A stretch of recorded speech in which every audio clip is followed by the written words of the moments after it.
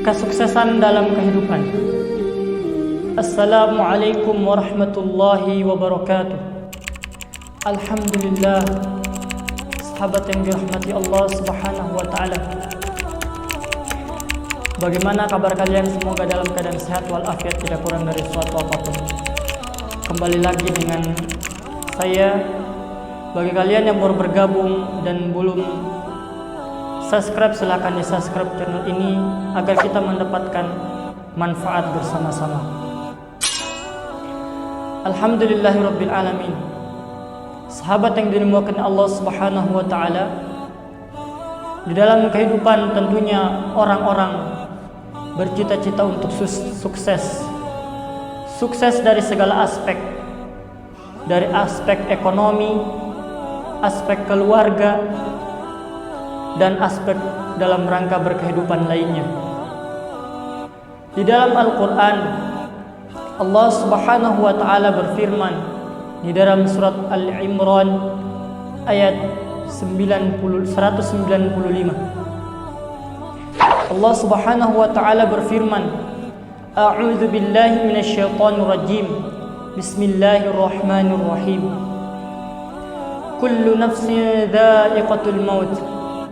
Fa innama tuwaffawna ujurakum yawmal qiyamah. Faman zuhziha 'anil nari wa udkhilal jannata faqad faz. Wa mal hayatud dunya illa mata'ul ghurur. Sahabat yang dimuliakan Allah Subhanahu wa taala, di dalam ayat ini ada paling tidak 3 pelajaran yang bisa kita ambil. Yang pertama, kullu nafsin dha'iqatul maut, bahwa setiap yang bernyawa pasti akan merasakan yang namanya kematian. Kita sudah tahu bahwa suatu saat nanti, suatu waktu akan kita berpulang ke hadapan Allah Subhanahu wa taala. Dengan begitu, pasti kita ada rem dalam berkehidupan kita. Tidak selalu berbuat keburukan.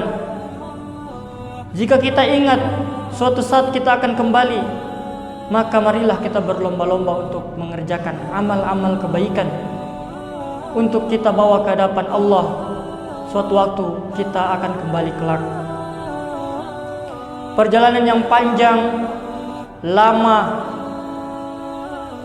dan memakan waktu yang tidak sedikit.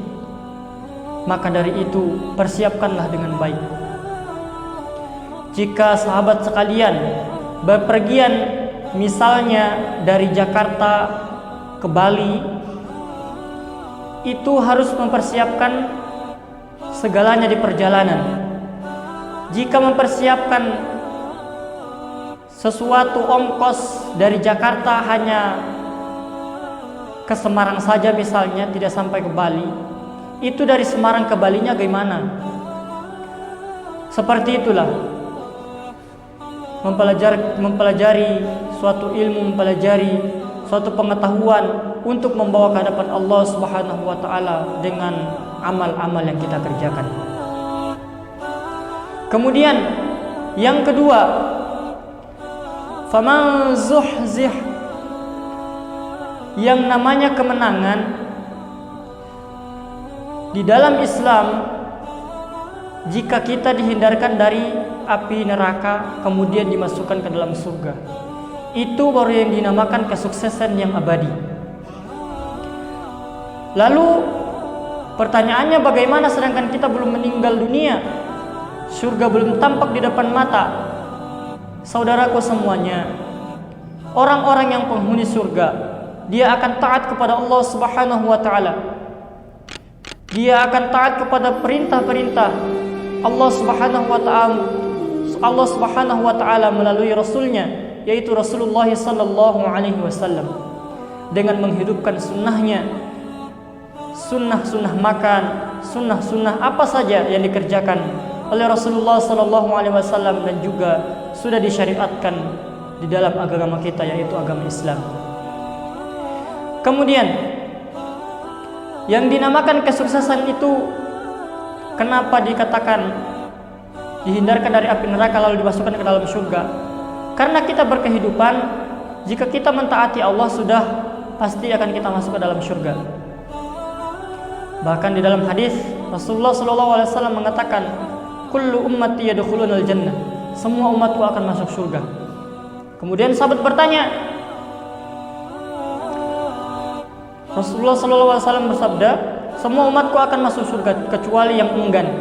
Kemudian para sahabat bertanya, siapa yang enggan itu wahai Rasulullah?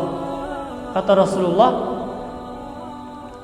yang enggan itu yang tidak mau mengikuti perintah-perintah atau anjuran daripada Rasulullah SAW.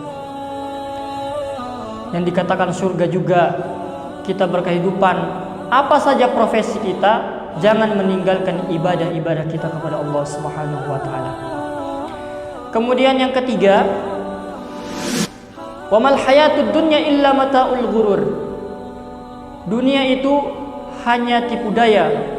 Jika kita terlena dengan kehidupan dunia, bukan berarti kita meninggalkan dunia, tidak, tetapi tidak terlalu terlena dengan kehidupan dunia sampai-sampai orang-orang mengejar-ngejar dunia, begitu tidak mencapai cita-citanya atau keinginannya, dia berbunuh diri ataupun mencari jalan lain dengan segala cara, korupsi, menindas dan lain-lain demi mewujudkan suatu kesuksesan di dunia.